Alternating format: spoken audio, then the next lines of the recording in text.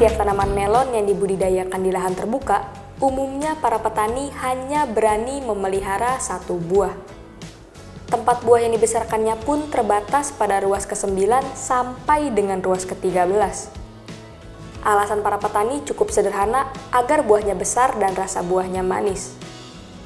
Cara membuahkan melon seperti itu seolah sudah menjadi pakem bagi para petani yang akan membudidayakan.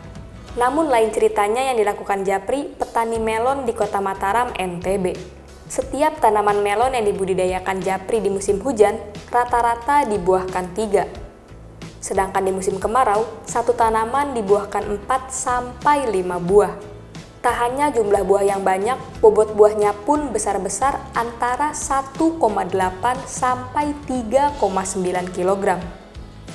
Demikian pula dengan rasa daging buahnya, rata-rata lebih manis dibandingkan melon yang diproduksi para petani pada umumnya. Loh, kok bisa? Logika Japri cukup sederhana. Selama kebutuhan makanan bagi tanaman tersedia cukup, buah melon yang dihasilkan bisa besar.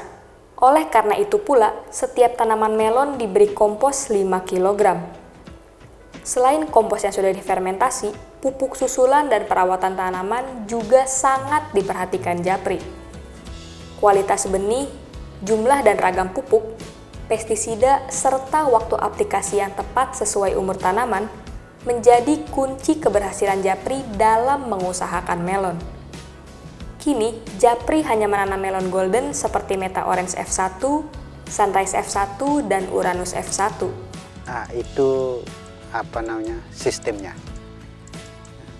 Melon kalau kita lihat seperti Uranus, dia 1,2 sampai 1,4 dalam skripsinya.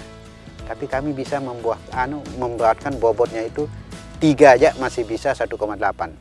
Kenapa? Dalam setiap kita lihat di perjalanan hidup kita manusia, kalau dia lebih subur tempatnya, dia pasti akan lebih besar orangnya. Atau dia lebih sehat gitu. Nah, sekarang begitu juga, kalau kita berikan nutrisi yang banyak, dia pasti akan lebih besar buahnya gitu. Makanya dalam satu pohon minimal 5 kilo kita kasih kompos. Kompos yang jadi. Udah difermentasi matang.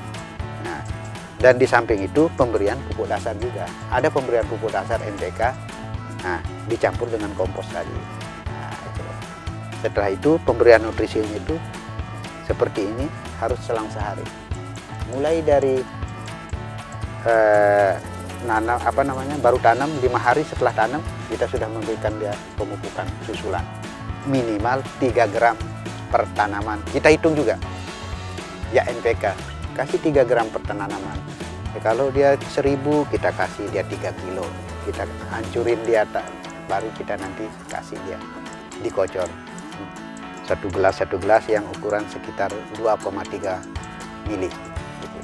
Nah, dari itu selama 5 kali pemupukan itu di pangkal batang.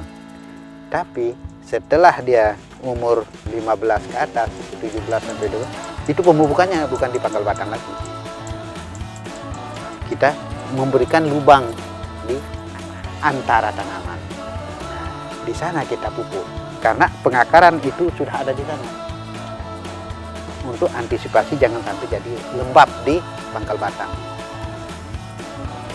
Dosisnya tetap 3. Nah, kalau sudah umur 20 bisa 5 gram.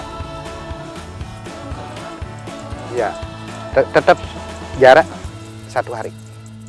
1 hari kita kasih dia pemupukan. Walaupun sedikit, yang penting ada. Tetapi intinya begitu umur 20, kita sudah memasukkan KNO putih atau kalsium yang tinggi untuk memberikan rasa manis itu. Gitu. Ya, KNO 3 putih. Itu kita kasihkan dia cukup 1 sendok makan di antara lubang tanam tadi. Tidak dicairkan? Tidak. Kita berikan di sana 1 sendok, lalu ditutup sedikit lubang itu. Nah, nanti pemupukan selanjutnya sampai pada umur, kita berakhir itu sampai umur 50 hari. Pemberian pemupukan. Itu pemberian pupuknya tetap di lubang yang di antara tanaman tadi. Cukup dengan 3 atau 5 gram per tanaman. Di atas lahan 2 hektar, Japri membuat pola tanam sehingga melon dapat diproduksi secara kontinu.